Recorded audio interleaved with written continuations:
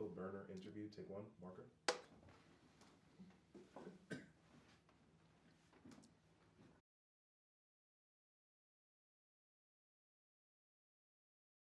I visited President Obama in the White House in November 2011, and I had not seen him since he left New York in 1985, I think.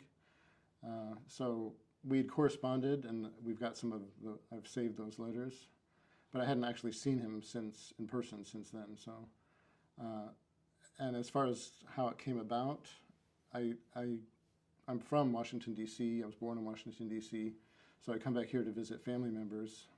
And so I contacted the White House. I didn't get any response for a month. So then when I was going back, knew I was going to go back in November of 2011, I contacted that person and said, I'll be in town again. Is it okay if I swing by the White House? And within 24 hours, I had a response that, yeah, we'd like to see you. And then they suggested an appointment time, and then that came about. From the waiting room to where the secretary's, our executive assistant's office was, he was standing there waiting for me, and he gave me a big old hug, had a big old smile, and then he led me directly into the Oval Office, which was right next door, and we just, a photographer followed us in and took a bunch of pictures in the first 5 minutes, but then we were alone for 10 minutes by ourselves, and we just talked about catching up on family and friends. The girlfriend I had when I was at Columbia, which is Karen McCraw, we got married, and we've been married for 31 years now. But anyway, so he knew my girlfriend from then, so I updated him that, what she was up to, we've had 2 children, and what they were up to. I showed him pictures. I had a flip phone camera at the time, so I'm showing, in the Oval Office, I'm pulling out this flip phone camera and showing him pictures and just updating on people we knew.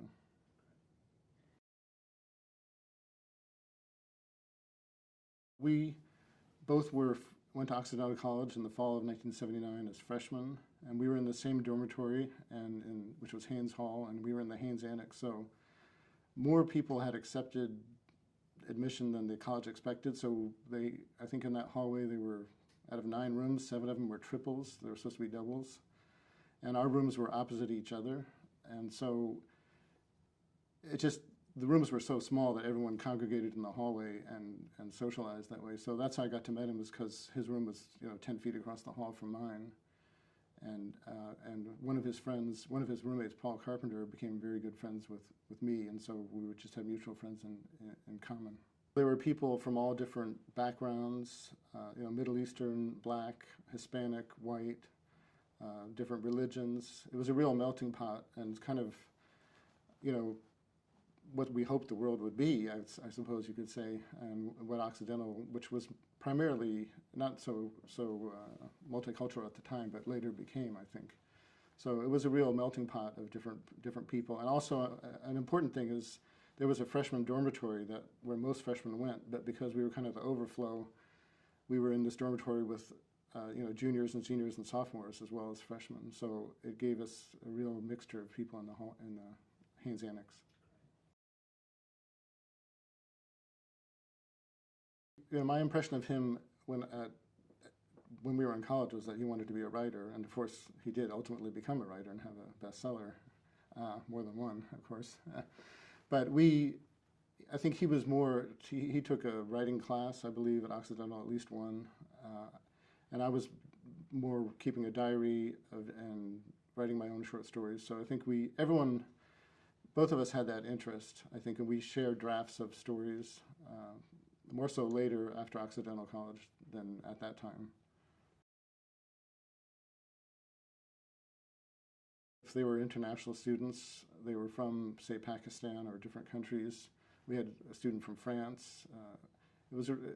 And he himself, of course, coming from a background of being in Indonesia and Hawaii, which of course is not international, but he had a lot of experience of traveling the world, and I think as a diplomat's kid, I had the same experience.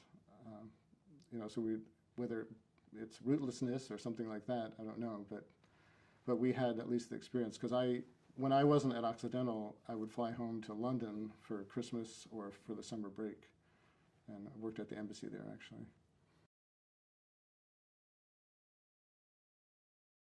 In the Haines Annex, there were all different viewpoints expressed. There were some conservative people, but on the whole, he and I were liberal, and Occidental College was that way of accepting different personalities. I was kind of surprised later on that the gay marriage issue was not something that he was immediately in favor of, because I would have had the impression that he was in favor of it, gay rights and all of that right from the get-go. So it was a very liberal atmosphere, but also welcoming of conservative viewpoints for when we'd have late-night debates or things like that.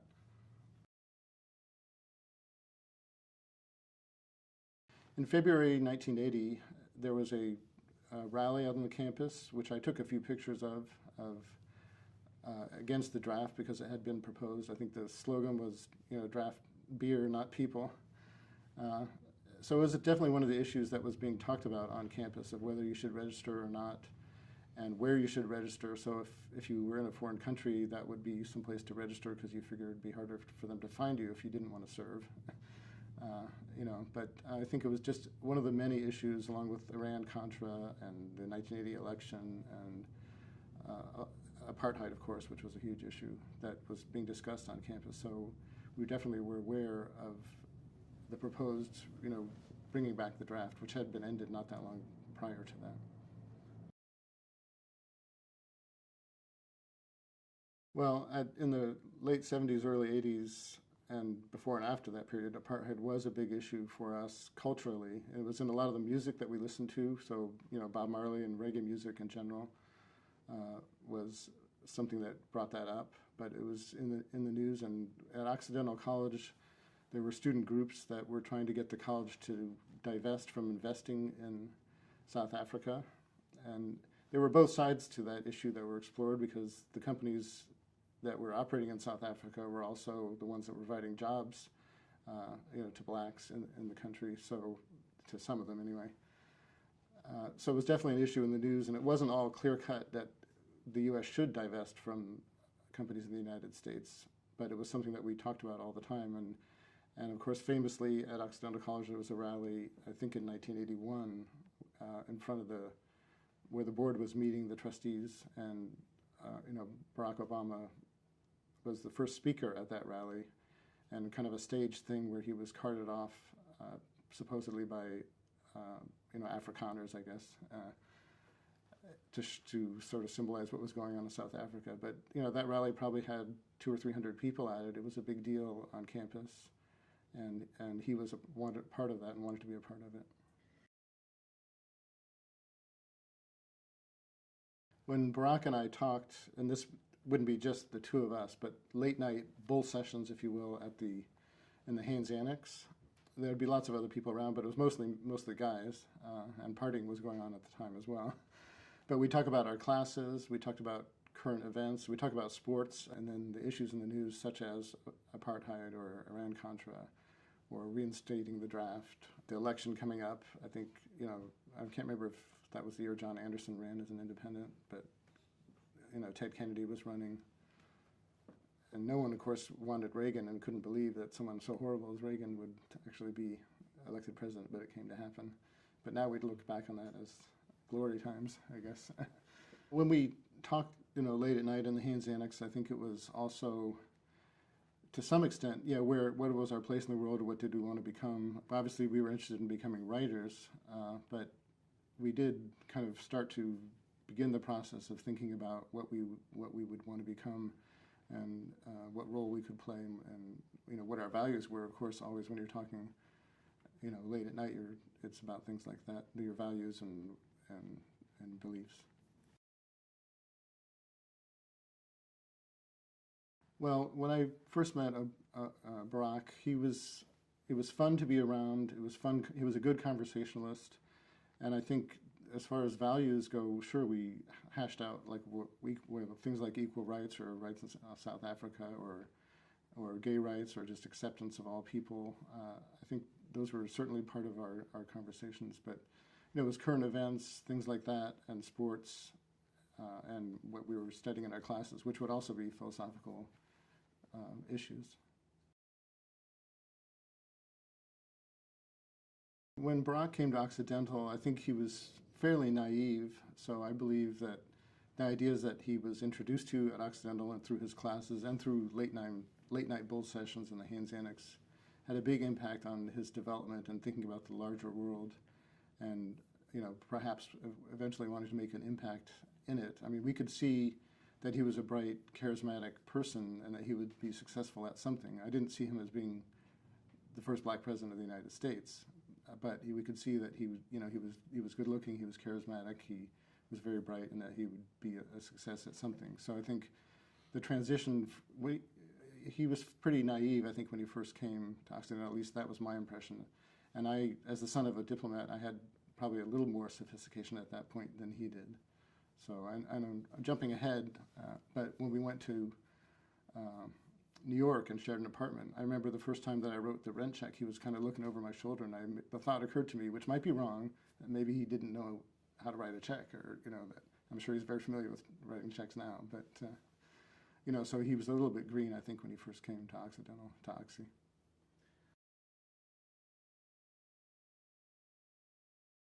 In our sophomore year at Occidental College, we had perhaps become a little bit restless. And Oxy was a very small place. There were 1,600 students, and my high school had 2,100 students. So it was very like, I describe it like Peyton Place. Everyone knew everyone else's business. So I think we were getting a little bit restless and feeling like it was a small world where we were, and we wanted to be a part of something larger. And at the same time, in our sophomore year, because at freshman year we had friends who were juniors and seniors, a lot of them were graduating or moving on to semesters abroad or something like that. So we kind of felt like if we'd come through with the freshmen from dorm and been with them, we would have had a lot more ties there. But because of a lot of our friends were moving on, we kind of wanted to, felt like maybe it was time for us to move on as well. But also, I'm from the East Coast, so wanting to go to Columbia made sense to me to be closer, to home. And I think for him, he just wanted, New York City there's just no end to the possibilities of what's available in there. And so being aware of that, that's kind of as much your education as going to school in New York as just being in New York. And where Occidental was and Eagle Rock, at least at the time, was not so integrated with the community that it was in. It was sort of like its own little enclave. So I think we wanted to get away to a larger, bigger world with more things to do. When we applied to Columbia in New York, we didn't do that jointly. It was something, I applied to several schools, perhaps he did as well, but Columbia is where we happened to be accepted. And so independently of that, we later decided to room together. It wasn't a plan like, okay, we'll transfer together and we'll room together. It was more like, he was able to get a sublet, I think, through a friend of his mom's, and aware that I was also looking for a place to live, he offered that to me as a place to live. And Columbia at the time did not have on-campus housing for transfer students, so you were on your own. As a transfer student, they have this core curriculum that's very rigorous. It kind of dictates the first 2 years, and you're not exempt from that as a transfer student. So you're going into those classes, which I thought were very good. They were like world history overview or literature overview. But you're in there with freshmen and sophomores, and you're a junior as a transfer. So you didn't march through the college with your freshman class the way that most people probably do. So you definitely felt isolated in terms of not knowing many of your fellow classmates other than who you happened to meet through the classes. And then combine that with living off campus, which you had to do. It felt more like a commuter school for us than being within the Columbia community.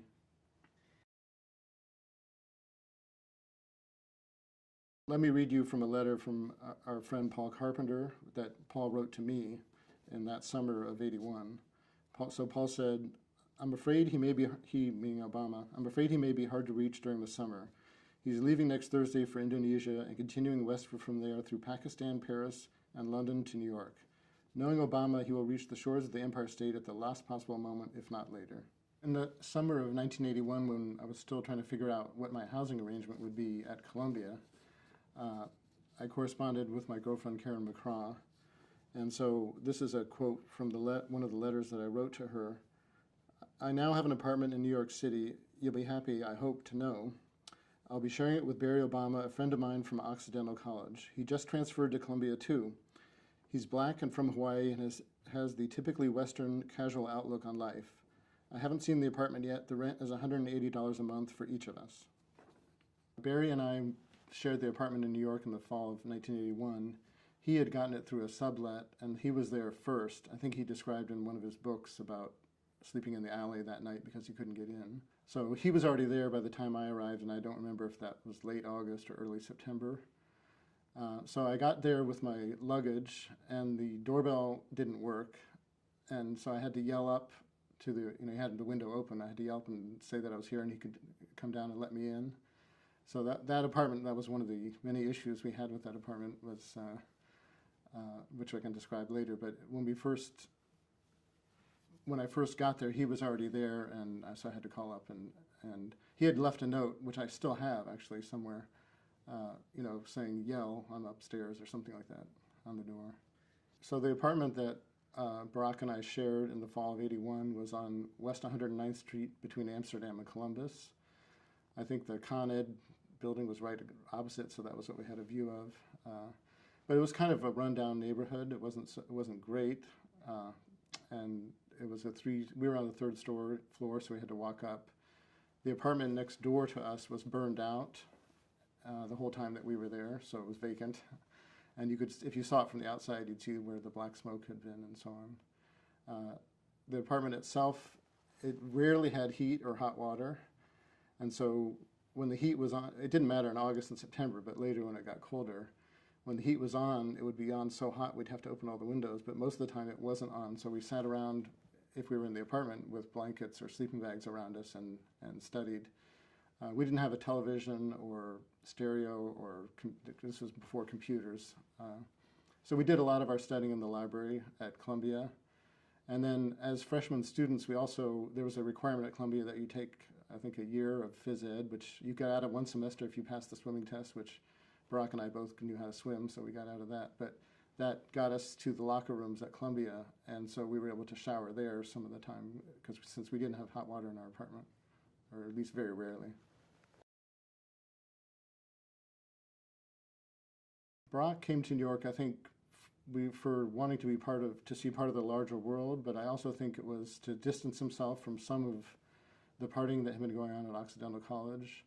In terms of discovering his black identity, definitely I think that was part of it, because Occidental College did not have a lot of black students, although the Haines Annex, where our dormitory was freshman year, did have a fair number. So I think finding his black identity by coming to New York, which obviously had a much larger black population and a rich history with important figures like Malcolm X and so on, that definitely was part of his reason for coming to New York, but it wasn't the sole reason.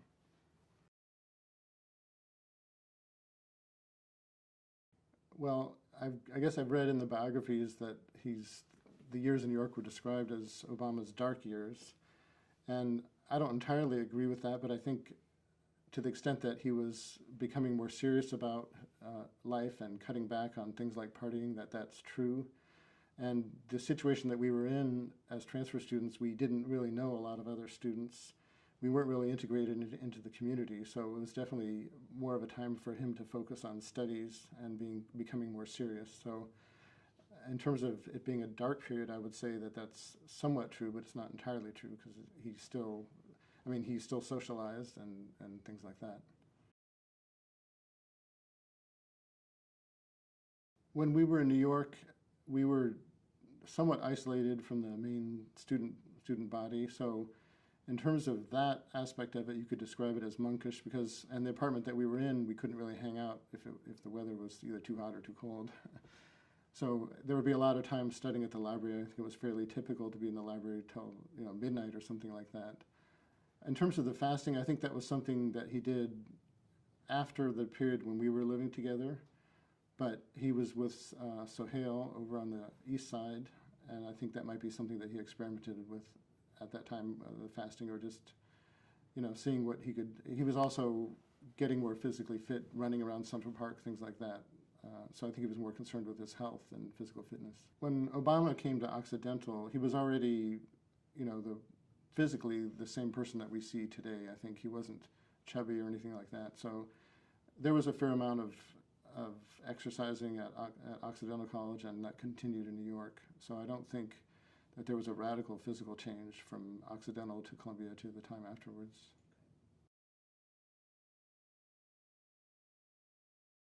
So in New York, when we were rooming together, we had friends visit from Occidental College, like Paul Carpenter and Beth Kahn, for example, or Earl Chu, I believe. And then we also went over to Sohail's apartment, and there was a real Pakistani crowd there that would be hanging out. We all had curry chicken. That was one of the common dishes that we had. But in terms of the people I hung out with, he met Genevieve later, of course, who was from Australia. It was more sticking with the Occidental people or the people that I knew through other connections than through the college.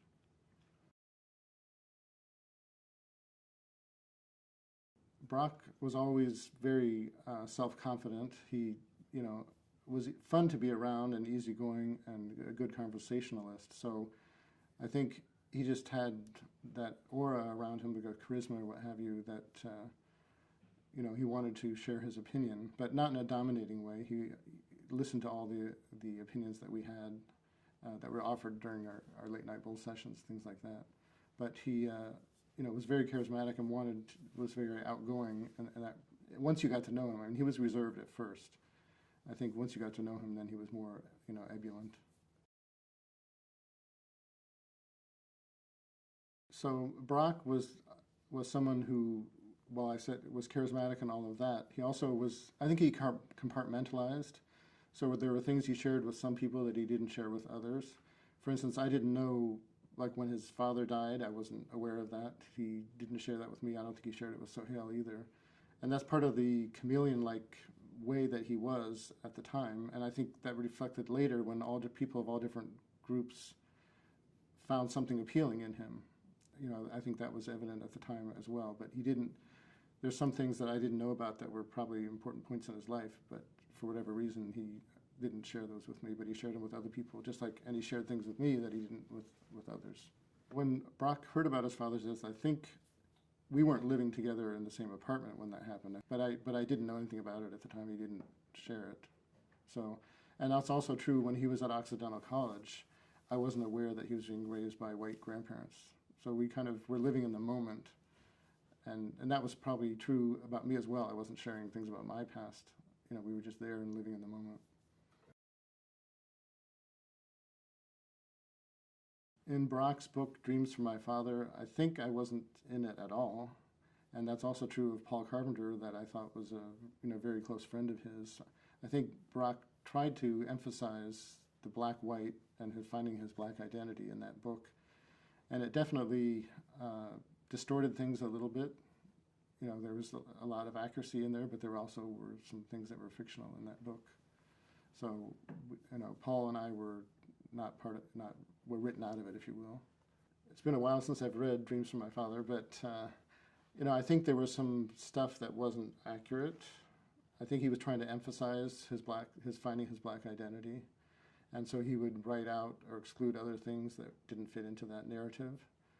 But that doesn't mean that his search for his black identity wasn't valid or real. That was just what he wanted to emphasize in that book. So it wasn't the whole story. And I think he used composite characters, so you can't even draw and say this person was that person necessarily.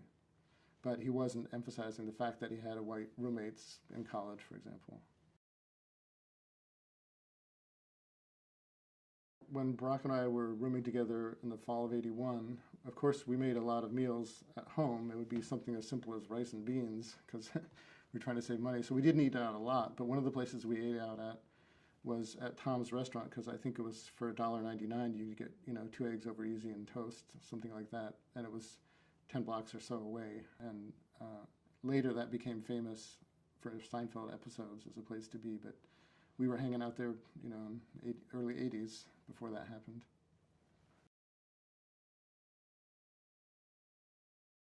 So Obama in the New York period had a girlfriend named Genevieve who was from Australia, and I didn't get to know her well. I think I only met her once, and she came at the end of that period, like 1983, something like that. So I believe we had dinner, her and Obama and me and another friend or two, maybe once or twice in that period. So I didn't know her very well. That came in pretty much after the Columbia College period, I believe. But, we did get to know each other a little bit. I never met Barack's mother or sister or grandparents, even though they did come to New York. I think that was part of his compartmentalization, so his personal life. And he never talked about his family at Occidental College with me anyway, and I don't think with many other people. So we weren't really aware of his situation at home, being raised by grandparents, in Honolulu.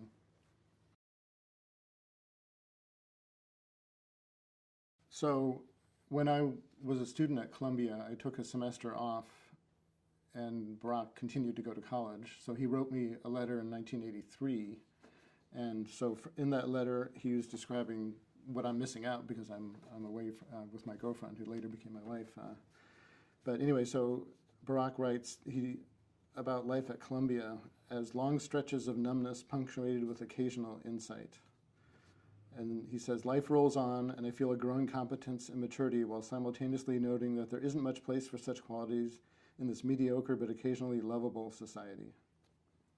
So for me, that reads like he's just gotten as much out of school as he can. He's ready to move on to the next stage, whatever that is. But he has to, punch his ticket, get your union card of getting an undergraduate degree.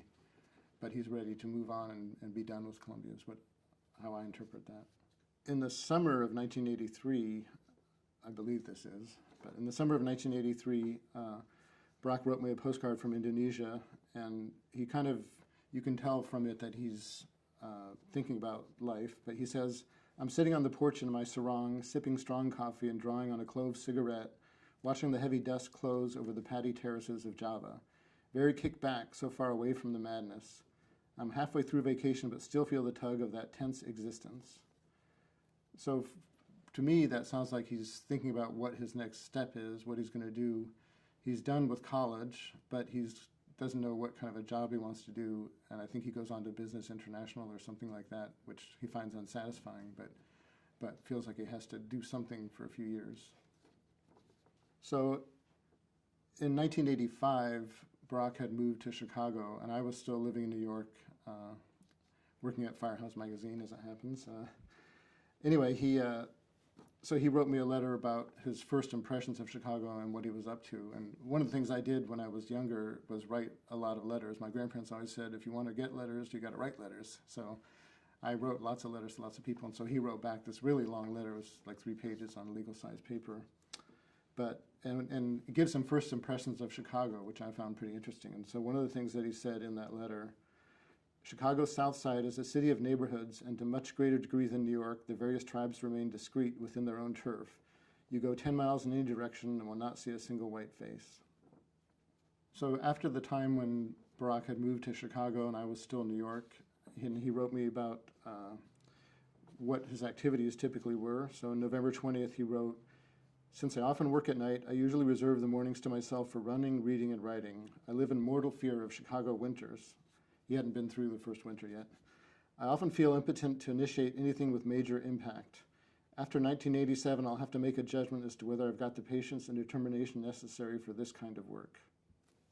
Okay, so in September 1999, I got this letter, this note really, from Barack.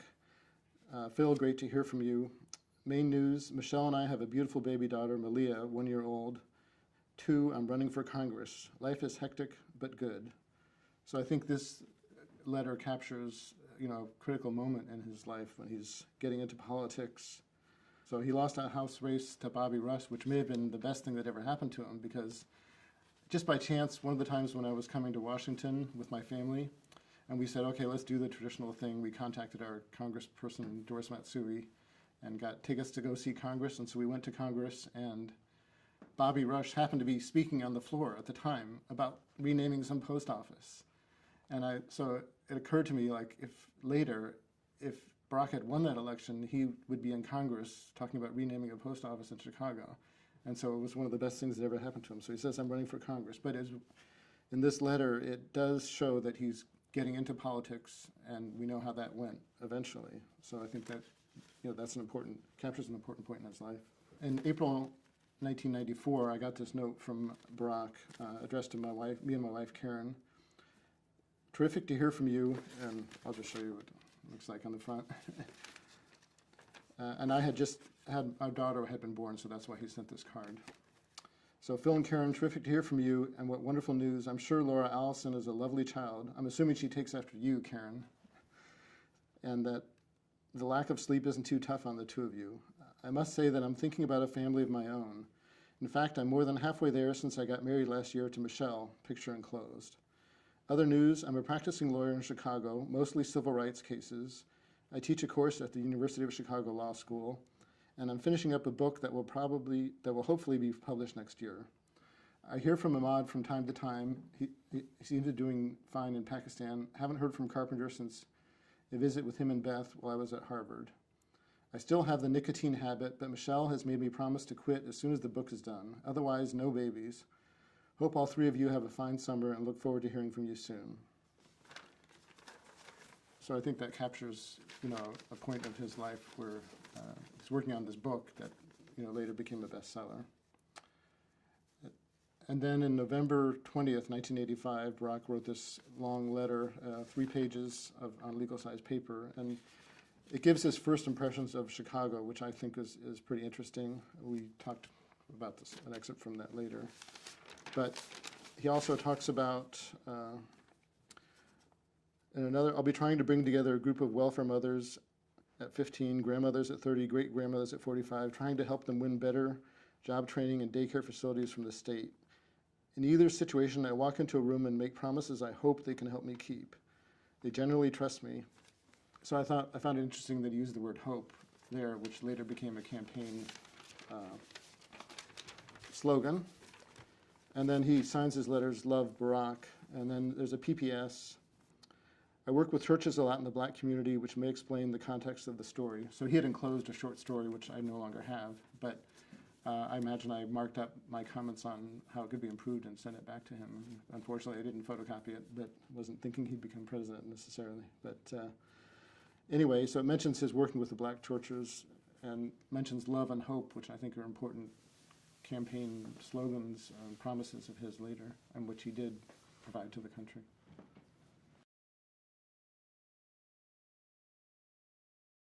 When Barack moved to Chicago to become a community organizer, it seemed like something out of the blue to me, but he obviously was searching within himself for what he might find meaningful in life. He, wasn't satisfied with his job in New York. Wasn't feel like it was doing anything meaningful for him personally, and so I think he felt like, just like when he moved from Honolulu to Los Angeles, that was kind of a new environment for him. Moving from LA to New York was a chance to remake himself again and become more serious and figure out his place in the world. And I think ultimately moving from New York to Chicago was maybe the biggest step of all for finding out who he was and what his purpose in life was. So I think it was a very big step for him, and it was a courageous step for him to do. And he had matured so much from, if you consider the greenhorn that came from Hawaii in the fall of '79 to the Haines Annex, to off on his own on Chicago and trying to help out with community organizing.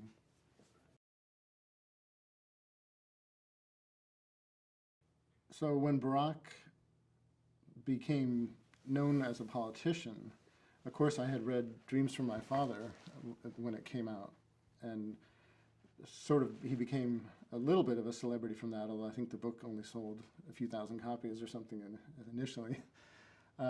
So I think I just heard about him becoming a politician through news reports, and became aware of that, and I contributed to his campaigns from the beginning, at least in a small way. So in 2004, Barack spoke at the Democratic National Convention. I'm a Democrat, so of course I'm watching the whole thing, and he gave this dynamic speech, and it was very moving, and you couldn't believe what he had become. And how dynamic he was. So it was very exciting to hear that speech and to see it, and to see the reaction from the crowd. My wife and I were thrilled at that, and we knew that he'd be a superstar from that point on. So when he first became a senator, I guess I didn't see him becoming president so quickly as he did, because you thought he needed to have some experience in the job. I think he only was a senator for 2 years, or 4 years, whatever, when he finally became president. But that seemed to be that the way the world was turning was people wanted something new and something fresh. His call for unity, the red states and the blue states, resonated with people at the time in 2004, and you could see that he was going to become a star.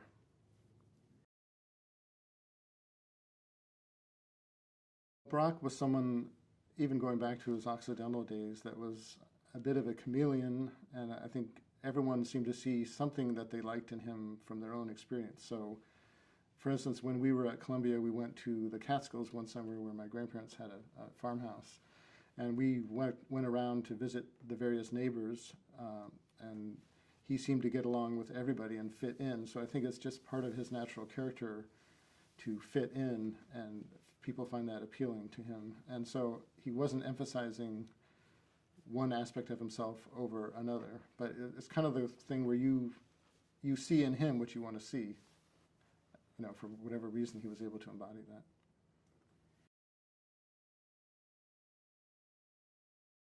Well, when the Reverend Wright incident happened and Brock had to speak out about race in the country, I think it was a very powerful moment for him, because it was an issue that had to be addressed.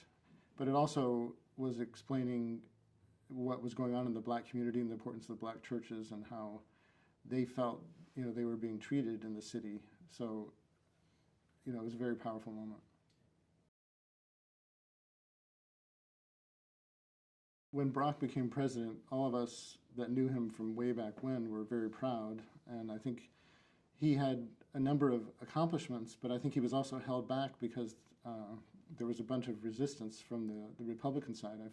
People forget John Boehner, and I often thought, because Boehner and my last name Boerner are very similar, that he would have loved it if I'd been in that office instead of Boehner. But I think he was limited in what he could do because of the just uniform opposition to not have him succeed at anything possible. So I think he did a lot for lifting the spirits of the country and making us feel that we were making progress.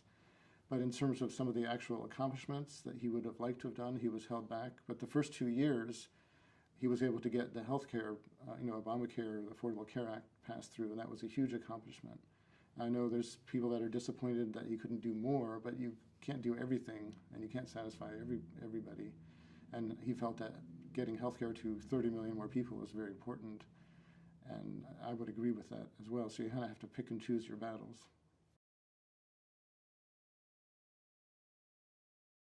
The Republican opposition to Obama, I think, while he was in office, definitely race is a factor.